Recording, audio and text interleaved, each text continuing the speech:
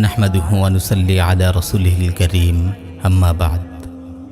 অনেক সময় আমাদের মনটা কেমন অস্থির হয়ে ওঠে, কোথাও শান্তি খুঁজে পাই না। কষ্টগুলো এসে আমাদের বুকে হাহাকার করে, অন্তরের জগৎটাকে খুব ফাঁকা ফাঁকা লাগে, নিজেদের খুব একা একা মনে হয়। এই ধরনের অনুভূতি আমাদের প্রায়ই হয়, তাই না ভাই? এমন অনুভূতি হলে আমরা সাধারণত কি করি? অনেক অবুঝ ভাই তখন বন্ধুদের খুঁজে বেড়ান আড্ডা দেওয়ার জন্য। কেউ বা মোবাইলে গেমস খেলেন, কেউ গান শুনে বা মুভি দেখে সাময়িক প্রশান্তি লাভ করার চেষ্টা করেন। কিন্তু এসব করি কি আদৌ মনের কষ্ট হতাশা দূর হয়? না, হয় না, বরং আরও বেড়ে যায়। প্রিয় ভাই, আমাদের হাসিগুলো কৃত্রিম হাসি, আমাদের খুশিগুলো লোক দেখানো। আমরা আসলে মন থেকে হাসতে পারি না। ফেসবুকে হাসিমাখা ছবি পোস্ট করার জন্য আমরা জোর করে হাসি। ঘুরতে গিয়ে কিংবা খেতে গিয়ে প্রচুর ছবি তুলে ফেসবুকে আপলোড করে আমরা মানুষকে বোঝাতে চাই, দেখো আমরা কতটা সুখী। কিন্তু বাস্তবতা কি আসলে তাই? বন্ধুদের সঙ্গে আড্ডায় হইহুল্লোড় করলেও যখনই আমরা একটু একা হই, যখনই রাতে ঘুমাতে যাই, হতাশা ও পেরেশানি আমাদের চারদিক থেকে ঘিরে ধরে। কিন্তু কেন আমরা হৃদয়ের প্রশান্তি থেকে বঞ্চিত? কেন আমাদের জীবনটাকে এত এলোমেলো মনে হয়? প্রিয় ভাই, আমার কথাগুলো মন দিয়ে শুনুন। আপনার অন্তর অস্থির হয়ে আছে কারণ আপনার অন্তর ক্ষুধার্ত। আমাদের শরীর যেমন ক্ষুধার্ত হয়, তেমনি ভাবে আমাদের অন্তরও ক্ষুধার্ত হয়। পেটে খিদে পেলে আপনি পেট পুরে ইচ্ছে মতো খান, খিদের জ্বালা মেটান। কিন্তু অন্তরেরও যে খিদে পায়, আপনি কি কখনো অন্তরের খিদে নিয়ে ভেবেছেন? অন্তরকে তার খোরাক দিয়েছেন? আল্লাহ রাব্বুল আলামিন মানুষের অন্তরকে এমনভাবে বানিয়েছেন যেন তা পেটের মতো ক্ষুধায় কাতর হয়। ক্ষুধায় কাতর এই অন্তর যখন খাবার পায় না, তখন সেটি অস্থির হয়ে ওঠে। তখন আপনি আর অন্তরে শান্তি পান না।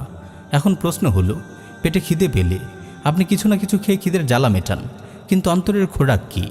অন্তরের খিদে আপনি কিভাবে মেটাবেন? আমার ভাই, অন্তরের খাদ্য হলো ঈমান ও নেক আমল। আল্লাহ রাব্বুল আলামিন মানুষের অন্তরকে এমনভাবে সৃষ্টি করেছেন, যতক্ষণ এটি ঈমান ও নেক আমল পাবে না, এটি কখনো শান্ত হবে না। তাই তো অনেক অমুসলিম অন্তরের ক্ষুধায় অস্থির হয়ে ঘুরতে থাকেন। অবশেষে অনেক সাধনা করে, অনেক ত্যাগ স্বীকার করে ঈমানের সন্ধান পান, তারপর শান্ত হন। আমরা তো আল্লাহর রহমতে মুমিন, তাহলে আমরা কেন অস্থিরতায় ভুগি? আমরা কেন শান্তি থেকে মাহরুম হই? তার কারণ হলো নেক আমলের অভাব। প্রিয় ভাই, আল্লাহর ইবাদত মুমিনের আত্মার খোরাক। যে অন্তরে এই খাদ্য ঠিকমতো সরবরাহ করা হবে না, সেই অন্তর কখনোই শান্তি পাবে না।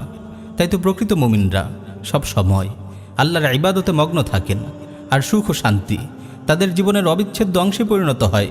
তারা সর্বদা আল্লাহর জিকিরে মগ্ন থাকেন, আল্লাহর সান্নিধ্য অনুভব করেন।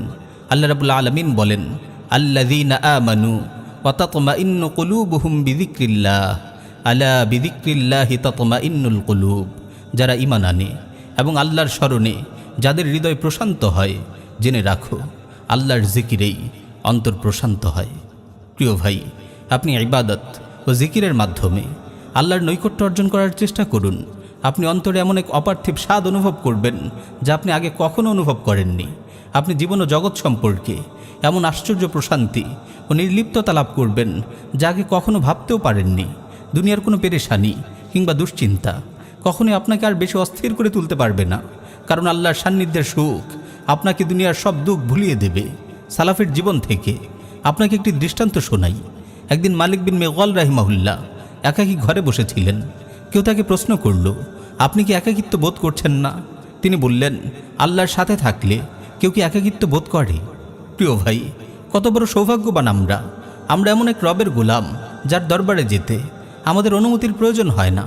সব সময় তার দরজা খোলা, যখন ইচ্ছা তার সঙ্গে কথা বলা যায়। মাঝখানে কোনো মধ্যস্থতাকারীর দরকার পড়ে না, কোনো দোভাষীর প্রয়োজন হয় না। যখন ইচ্ছা তার জিকির করে অন্তরে প্রশান্তি লাভ করা যায়। তাই তো মুসলিম বিন ইয়াসার রাহিমাহুল্লাহ বলেন, আল্লাহর দরবারে একান্ত মুনাজাতে যে স্বাদ পাওয়া যায় তার কোথাও পাওয়া যায় না। প্রিয় ভাই, এবার চলে আসুন। অস্থির মন নিয়ে অনেক ঘুরুঘুরি হয়েছে, অশান্ত হৃদয় নিয়ে অনেক কষ্ট পেয়েছেন। এবার নিজেকে একটু সময় দিন। এবার আপনার রবের দিকে একটু মনোনিবেশ করুন। এবার দিনের পথে ফিরে আসুন। ইনশাআল্লাহ জীবন ও জগতের বাস্তবতা আপনার সামনে ধীরে ধীরে স্পষ্ট হয়ে উঠবে। দিনের মাঝেই আপনি খুঁজে পাবেন বেঁচে থাকার প্রকৃত অর্থ।